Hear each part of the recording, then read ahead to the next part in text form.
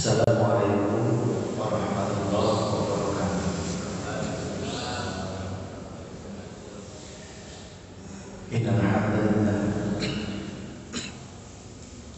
nahmaduhu wa nasta'inuhu wa nastaghfiruh wa na'udzu billahi min shururi anfusina wa min sayyiati a'malina.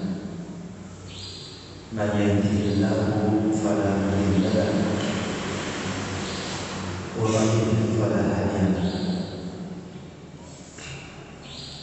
Asyhadu an la ilaha illallah wahdahu la syarika lahu wa asyhadu anna Muhammadan abduhu wa rasuluhu la nabiyya ba'dahu.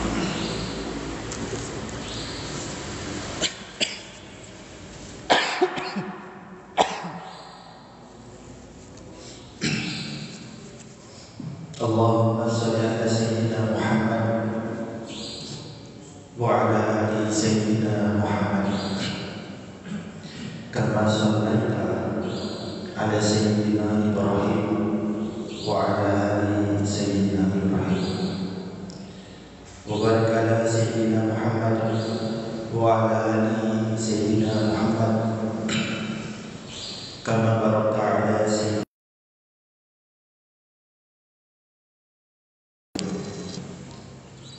Allahumma aftah alaina hikmatak wansur alaina min khazain rahmatik ya arhamar rahimin. Allahumma izzil islam wal muslimin wansur man nasraqin. Allahumma ansur mujahidina fi Filistin. Allahumma ansur mujahidina fi Gaza. Allahumma ansur ikhwanana muslimina fi Filistin wa fi kulli makan. Subhanaka la ilma lana illa ma 'allamtana innaka antal alimul hakim. Rabbi shrah li sadri.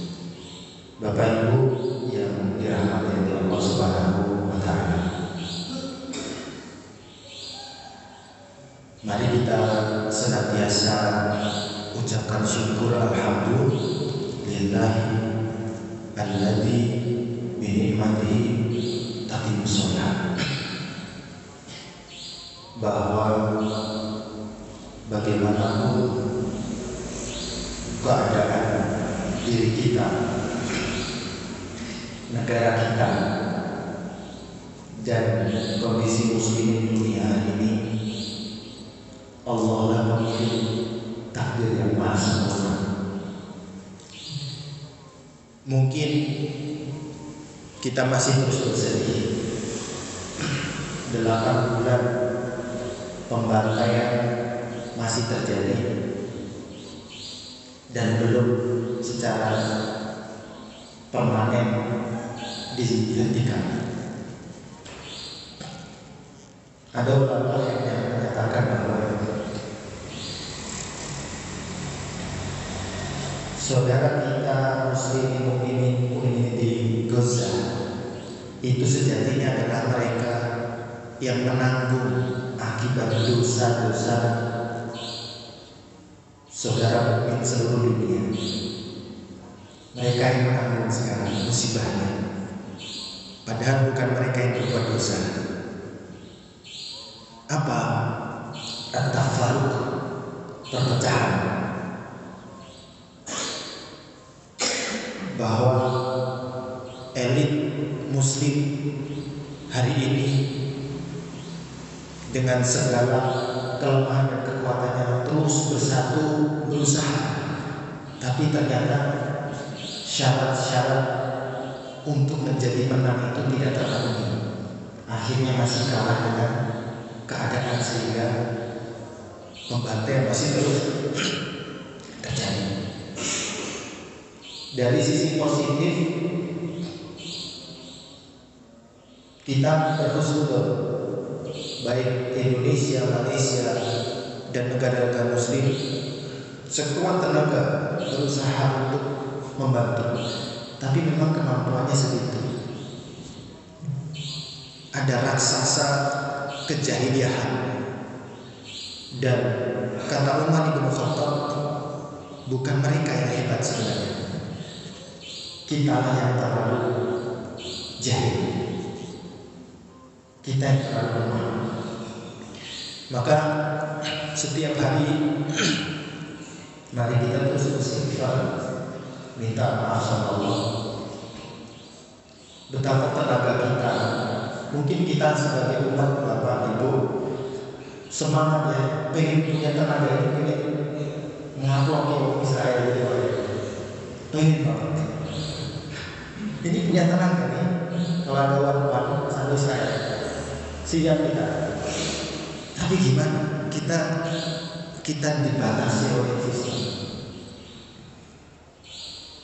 Dan itulah kenapa Fudail bin Iyad, seorang ulama, berkata, seandainya ada satu doa yang jika hari itu pasti ketahuan dikabulkan oleh Allah, saya akan berdoa untuk pemimpin yang adil. Karena yang mahal dari pemimpin ini ruhnya yang menegakkan keadilan. Innallaha ya'muru bil adli wal ihsan.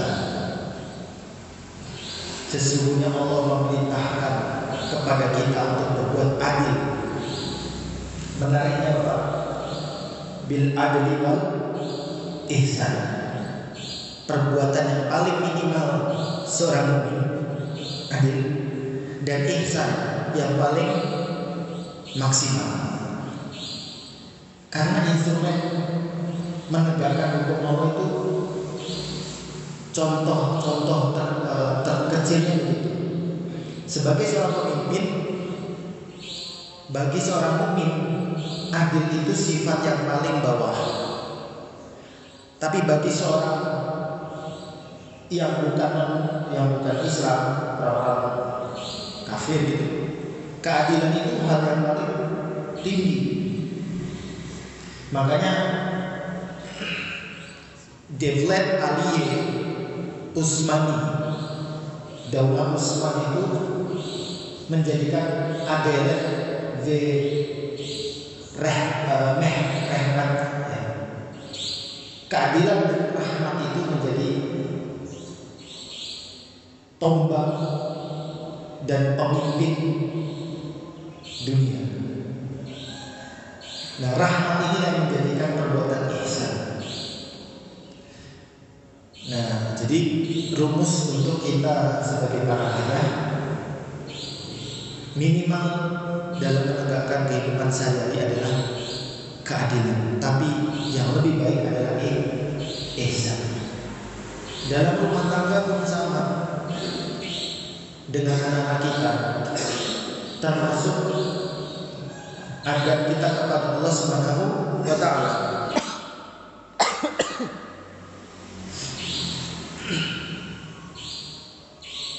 Wa idza idil qurba wa yanha 'anil fahsya'i wal munkar. Dan juga dianjurkan untuk berjuang, berkorban, menegakkan atau menjauhi perbuatan fahsya dan munkar. Karena dosa itu cuma dua ini, Bapak Ibu, perbuatan fahsya wal munkar. Imam Al-Ghazali menyebutkan fahsya adalah segala sesuatu yang hubungannya dengan perut dan di bawah perut. Itu fitnah syahwat, fahsya. Munkar adalah segala sesuatu yang hubungannya dengan akal, pemikiran. Yang mana yang lebih bahaya sebenarnya yang munkar. Makanya Allah berfirman juga,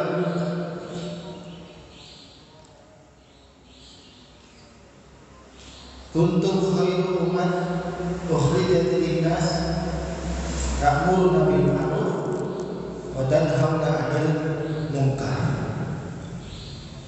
Terima kasih Mas. Kamu benar-benar umat terbaik di sisi Allah. di atas semua manusia. Jika kamu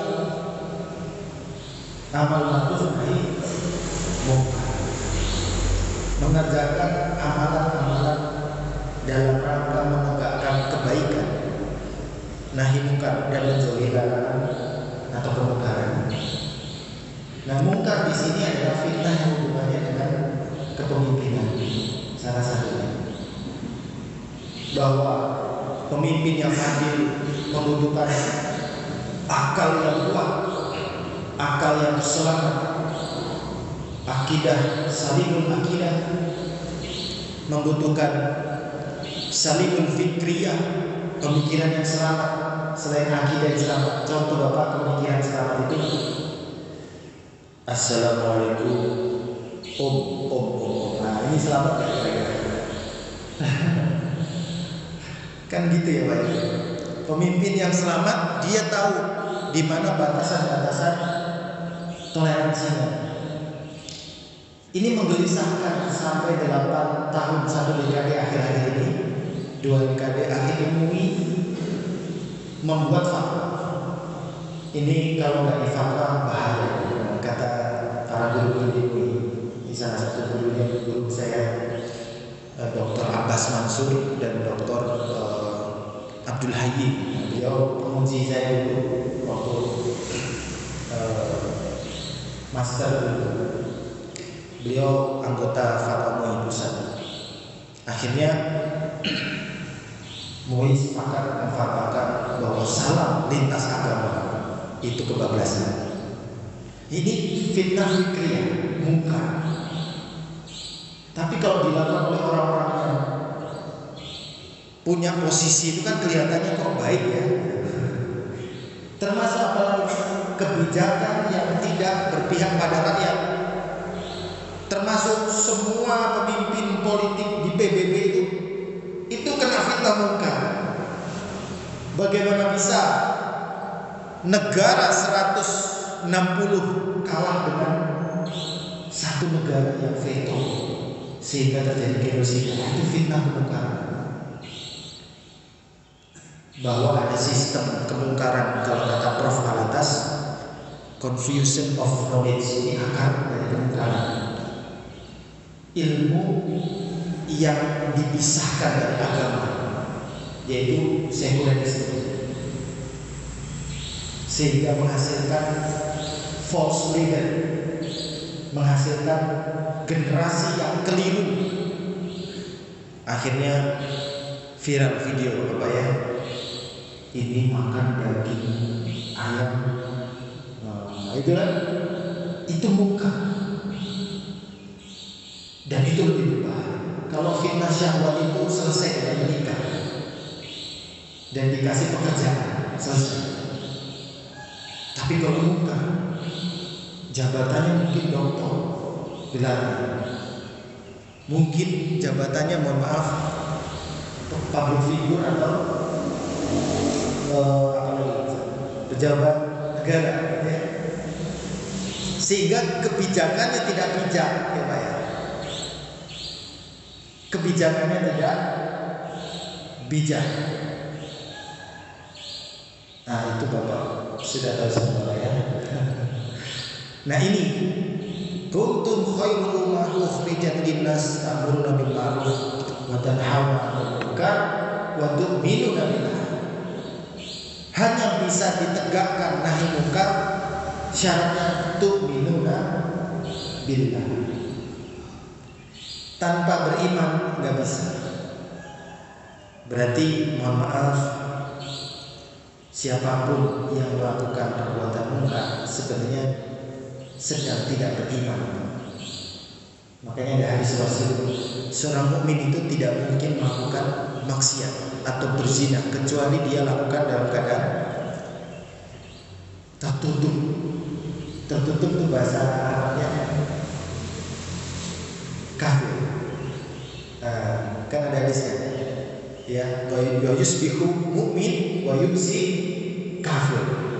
Nanti itu ada umat yang paginya beriman, sorenya kafir. Nah, maksudnya ulama menjelaskan Kafir di sini bukan murtad, tapi dia menutup imannya sehingga melakukan perbuatan fahsya wal munkar. Gitu.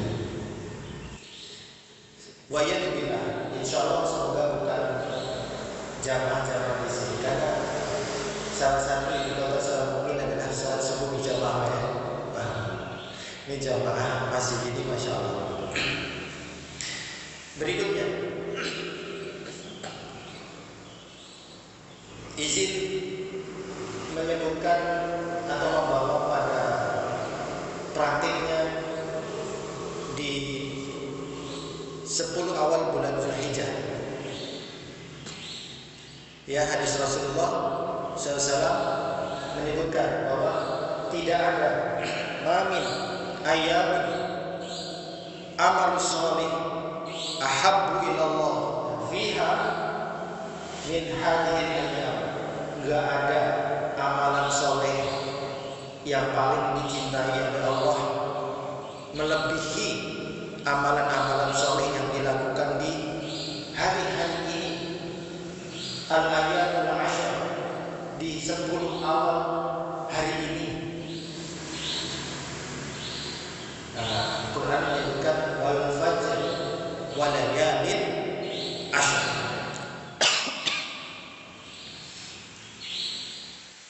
Wala jihad fi sabilillah, kata Rasulullah, bahkan jihad fi sabilillah pun tidak bisa menyaingi Bapak Ibu pahala ganjaran beramal soleh hari ini. Kata ulama, amal solehnya apa? Apapun. Rumusnya tinggal memakai ayat. Alladzi khalaqal mauta wal haya liyabluwakum ayyukum ahsan amal. Rumusnya adalah ihsan. Perbuatan yang paling ihsan, yang paling adil aja. Kalau yang ihsan dinilai, yang adil pasti dinilai.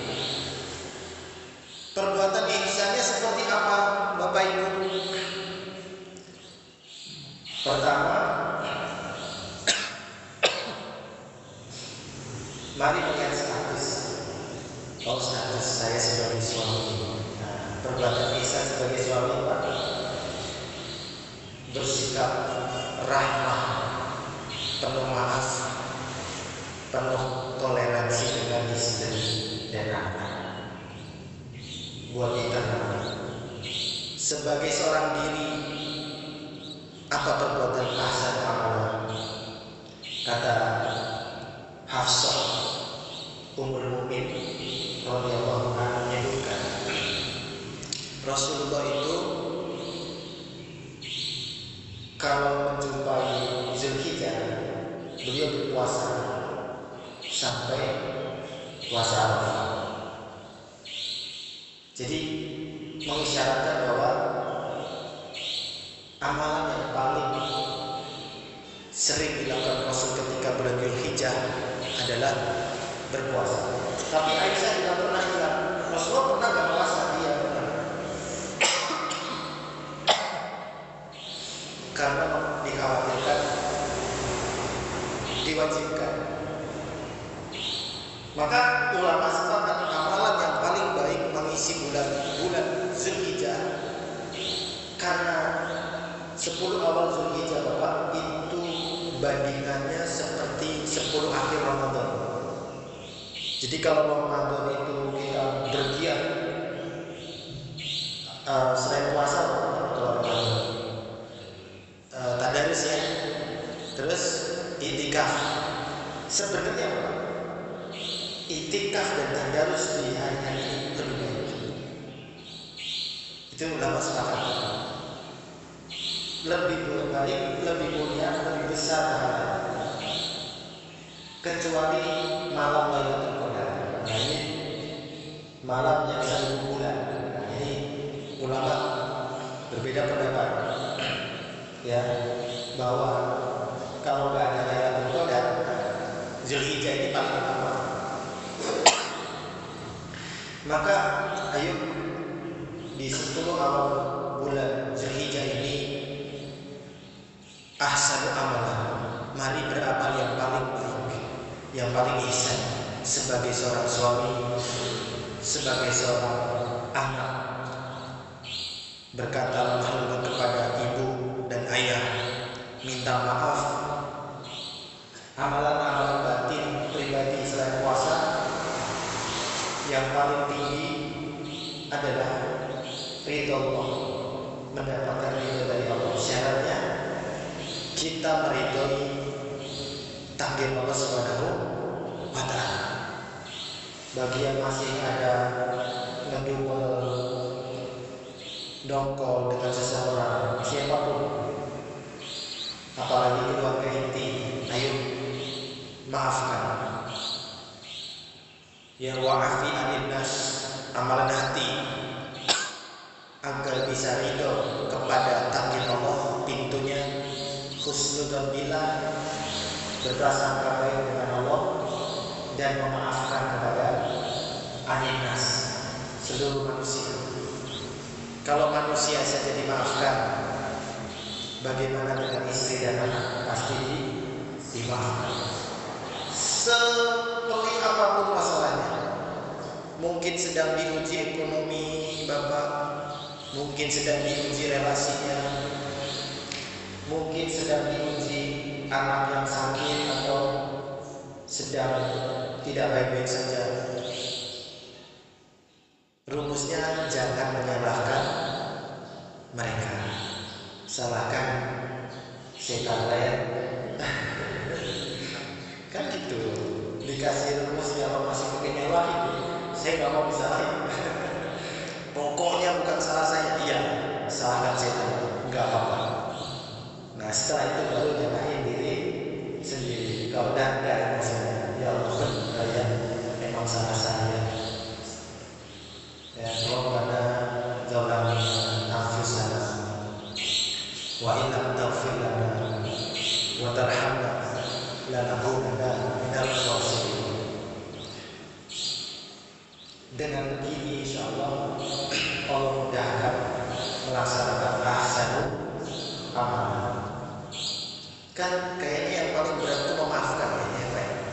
Senggolan dengan tukang ojek nggak terima, atau beli gorengan belinya 10.000 Pak, dikasihnya 9. Bukannya ini 1.000 aja, kok di kantong cuma 9 kan? Perasaannya kayaknya beruntung, keadilan, betul Pak ya? Harusnya adil, tapi ya sudahlah.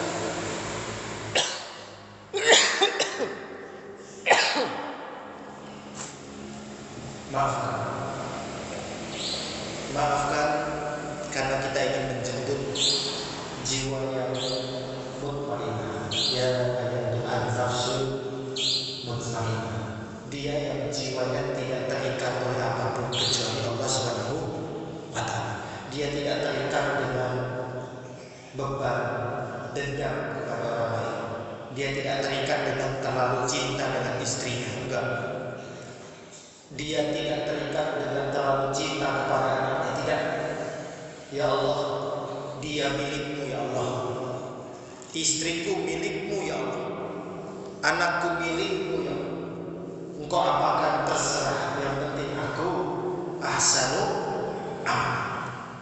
Aku berusaha sebaik-baik jadi suami, sebaik-baik jadi ayah. Ya Rasulullah juga menyampaikan, khairukum khairul li ahli. Sebaik-baik kamu adalah yang paling baik kepada keluarga. Berikutnya, a'udzu billahi minasyaitonir rajim.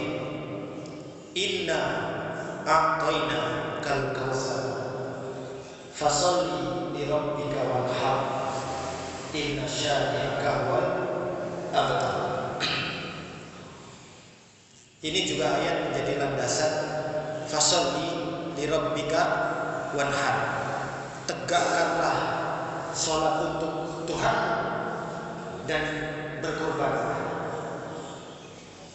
Maka ulama juga menyampaikan salah satu amalan terbaik, bahkan yang paling mulia ketika kita nggak bisa berhaji, tidak sedang menunaikan haji adalah menumpahkan hewan kurban, menumpahkan darah. Jadi Bapak jika berkurban, saya boleh saran sembelih sendiri. Nah, ini sunnah yang terlupakan. Kadang-kadang kalau aduh merasa nggak bisa gitu, makanya besok les ya Pak ya di Mustaqim ya. Nah, ada Juleha, juru sembelih syariah halal, oh halal. Jadi ada sembelihan training untuk menyembelih.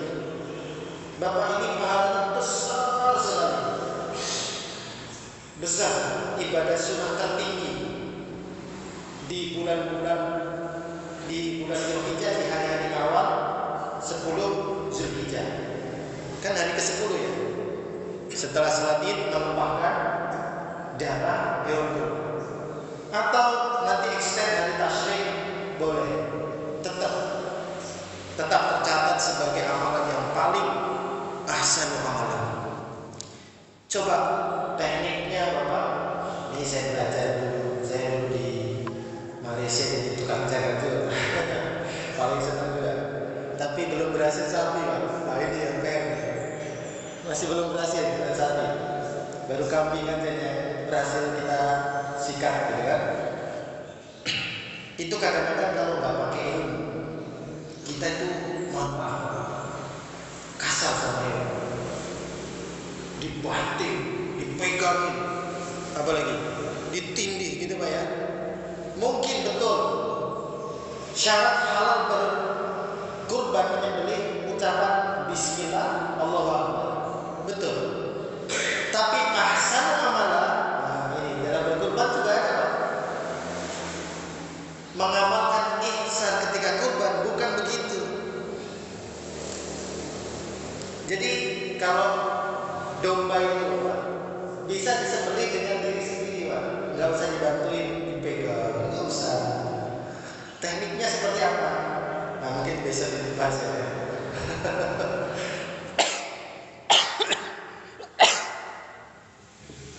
Saya belajar dulu dari teman-teman Australia tentang teknik menyembelih domba sendiri, bisa tanpa dipegang oleh yang lain. Dan kawan-kawan dari Afrika, dari Somalia, kawan saya di video di situ juga itu. Tapi kadang-kadang kalau di Somalia juga kasar. Saya bilang jangan dibanting. Jadi kalau di Australia itu Pak, dombanya itu dielus dulu. Setelah itu kakinya yang kalau menghadapnya kiblat ya, kan ke sana, ada kiblat nanti. Kaki yang sebelah kanan berarti kan menghadap sana gitu. Sebelah kanan itu diangkat dua-duanya, terus ditaruh. Nah, setelah itu dielus-elus dulu Bapak. Nggak usah buru-buru, kan sehari apa ya? Mau diburu-buru apa sih? Nah, setelah itu dielus kepalanya, telinganya Bapak. Ya mungkin ada yang sudah paham ya, izin berbagi ya. Telinganya ditutupkan ke mata. Nah, telinga ditutupkan ke mata, dielus-elus, sudah tenang, sudah dibuka lehernya sedikit demi sedikit. Nah itu sudah pasrah itu. Sudah pasrah. Jadi menyembelih domba sebenarnya nggak perlu yang ada cerongan tanah itu. Kalaupun perlu kubangan yang agak gede, nah kita di hadapannya itu. Jadi pas munculannya darah masuk ke kubangan. Nah begitu caranya. Dan tenang saja. Yang bikin berontak itu memang karena dipaksa dombanya. Dan kualitas dagingnya Bapak berbeda jauh. Hewan yang dipaksa disembelih sama yang ridho disembelih ya, karena ridho. Ikhlas Pak ya. Jadi ikhlas dan ridho ini ilmu paling tinggi dan dahsyat. Bahkan untuk hewan aja harus ridho hewan disembelih. Jangan dipaksa, sebaiknya begitu. Ahsannya ya. Syarat tertinggi kan ahsan, ihsan. Disembelih seret, kalau bisa pisaunya sekali sembelih, seret, langsung putus. Nah, selesai sudah biarkan, dia paling kecet-kecet, sedikit sebentar saja. Dan alhamdulillah saya pernah praktik. Tapi teman-teman di panitia kadang terlalu semangat, Pak. Ayo cepet-cepet, dipegang, dipiting, astagfirullah, langsung disembelih. Ya sudah. Yang penting Bismillah ya. Bismillah. Jadi daging itu kalau dia dalam relax, dagingnya itu lebih kenyal, empuk, cepat ya. Terus warnanya berbeda. Darahnya juga bisa full keluar. Jadi kalau dia tegak, darahnya tetap di daging. Padahal kita kan nggak boleh makan darah ya. Nah ini salah satu hikmahnya kenapa menyembelih dengan ihsan. Jadi jurus sembelih halal plus ihsan. Halal dan ihsan. Halal toyib ya Pak. Halal dan toyib ya, gitu. Nah maka saran kami kalau boleh Bapak ikut dan sembelih sendiri. Yang sapi gimana? Ya, berjuang bareng-bareng. Nah ini baru. Kalau sapi itu memang agak susah. Gak mungkin kita sendiri. Gak mungkin. Gak apa-apa. Berjuang. Kalau bisa gitu. Nah tekniknya mau nanti belajar. Yang sapi mau saya juga belum pernah ya. Jadi masih pengen insya Allah. Nanti malam ya. Nanti malam aja. Insya Allah bisa mau lagi jadi sholat libur dulu. Baik. Nah, jadi kurban amalan tertinggi menumpahkan darah hewan kurban. Dan ini adalah teladan kita kepada Nabiullah Ibrahim Khalilullah ya alaihi salam kepada Ismail. Kenapa? Karena Ibrahim ini ayahnya Nabi Muhammad juga ya. Dan Ismail adalah ayahnya Nabi Muhammad juga. Nah, ini teladan ayahnya. Maka para ayah teladan terbaik dalam kehidupan memang sosok yang kita setiap hari membaca salat kepada beliau. Allahumma shalli ala Muhammad wa ala Muhammad kama shallaita ala Ibrahim wa ala ali sayyidina Ibrahim. Maka semoga keluarga kita dikaruniai oleh Allah kemudahan, taufik dan hidayah meneladani keluarga para nabi. Nabi Muhammad, Nabi Ibrahim, amin ya rabbal alamin. Walaupun tidak ideal, keluarga Nabi juga tidak ada yang ideal. Makanya ada kalau kami misi parenting dan rumah tangga itu, gimana menikah yang ideal, gimana keluarga yang ideal. Demi Allah, tidak ada yang ideal.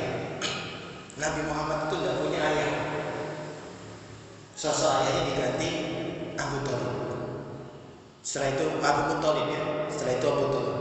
Nabi Ibrahim itu ayahnya nggak parenting, malah bantuin raja kufur itu. Ya, ada yang menyebutkan ini ayahnya bukan ayah kandung, tapi paman. Karena ada ulama yang salah, hati-hati. Nabi Muhammad itu kan orang terpuji, terbaik. Gak mungkin ada ayahnya yang kufur, itu gak mungkin. Jadi semua nasab Muhammad itu suci, sampai Ibrahim, sampai ayahnya, sampai nanti Nabi Adam. Ya dari dari Nabi Syed, anaknya Adam yang Nabi. Jadi tersambungnya nasab yang suci sampai Adam. Nah ini yang dibutuhkan gitu. Tapi apa terlihat, yaitu persoalan bahwa tidak ada keluarga yang ideal. Ismail juga sama, nggak dinafkahi. Tapi jadi ayah jadi jangan main ini ya, kamu jangan kayak si istri Rasulullah yang mana Khadijah atau apa Siti Hajar gitu. Saya nggak dinafkahi nggak apa-apa, jangan, nggak boleh. Tetap ya, rumusnya ahsanu amalan di bulan-bulan yang baik, di 10 awal bulan Dzulhijjah. Dalam rumah tangga ayatnya adalah ar-rijalu qawwamuna 'ala nisa bima faddalallahu ba'dahum wa bima anfaq mimma. Jadi laki-laki itu jadi laki-laki karena yang pertama takdir Allah, yang kedua adalah pembuktiannya memberi nafkah. Nah, jadi nafkah lahir, nafkah batin ini ibadah tertingginya suami sebagai suami, sebagai ayah, sebagai anak pada ibu kita apa? Berbakti, birrul walidain. Nah, begitu mungkin kurang lebih. Jadi ayo para bapak ibu, ya, ini khusus mengingatkan diri saya pribadi. Mari kita banyak-banyak minta maaf sama Allah, banyak-banyak minta maaf sama pasangan kita, anak kita. Jangan-jangan kita belum bisa jadi teladan yang baik.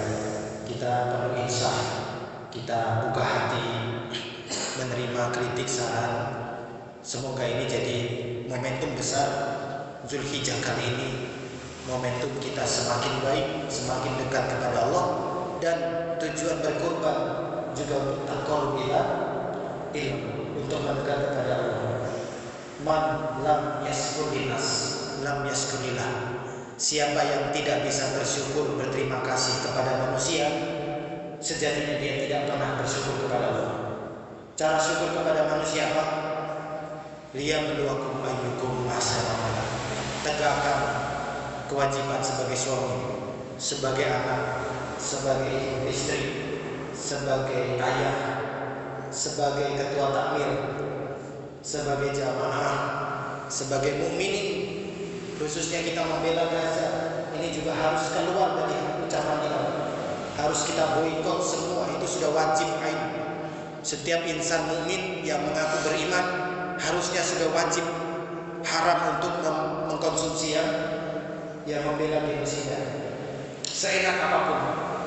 Jadi kadang-kadang video yang viral itu juga untuk mengingatkan kita, jangan-jangan kita masih santai-santai beli makanan yang mendukung genosida. Jangan-jangan kita masih beli, pizza yang enak gitu ya. Memang enak, tapi ada penggantinya, selalu ada. Dan harga diri seorang mukmin itu mulainya dari dia berdikari, ekonominya tegak. Makanya setelah ibadah Rasulullah membangun Masjid Nabawi, beliau membangun pasar, beliau membangun ekonomi. Makanya ekonomi ini perlu terus digalakkan. Insya Allah juga menizin info, saya sama Ustadz Fajri akan membuka kelas bisnis, belajar bisnis ekonomi, memberdayakan. Semoga ini jadi wasilah juga untuk kita semakin terhormat dan berwibawa di hadapan orang-orang yang walau karihal kafirun, walau karihal munafiqun. Terakhir Bapak, untuk menutup, salah satu amalan terbaik lainnya kalau berkurban kan nunggu nanti ya, tanggal 10. Yang terbaik lainnya selain puasa adalah bertakbir, bertahmid, bertahlil. Nah, ini yang jarang. Kalau Idul Fitri memang hamil 1, tapi kalau Idul Adha harusnya dari tanggal 1. Jadi setelah sholat bisa Allahu Akbar, Allahu Akbar, boleh. Tapi kalau memang nggak umum, ya sudah, diri kita aja. Ya. Banyakin bertakbir di keluarga kita, di hari-hari kita. Bertahmid, bertahlil, bertakbir, dan zikir puncaknya nanti la ilaha illallah wahdahu la syarika lahul mulk wa lahul hamd wa huwa ala kulli syai'in qadir. Ini puncak doa. Kalau di Ramadan apa? Ramadan itu Pak, Allahumma innaka afuwwun tuhibbul afwa wa'fu anna. Ini kita minta maaf sama Allah. Tapi doa yang paling puncak, afdalu dzikri annahu la ilaha illallah. Nah, puncak doa adalah la ilaha illallah wahdahu la syarika lahul mulk wa lahul hamdu wa huwa ala kulli syai'in qadir. Semoga dengan begini kita menjadi hamba yang diampuni oleh Allah Subhanahu wa taala. Demikian, mohon maaf apabila ada kurang-kurangnya. Akhirul kalam, assalamualaikum warahmatullahi wabarakatuh. Ada pertanyaan? Atau cukup? Cukup ya. Kita dudukkan subhanallah wa bihamdika asyhadu an la ilaha illa anta astaghfiruka wa atubu ilaik. Assalamualaikum warahmatullahi wabarakatuh.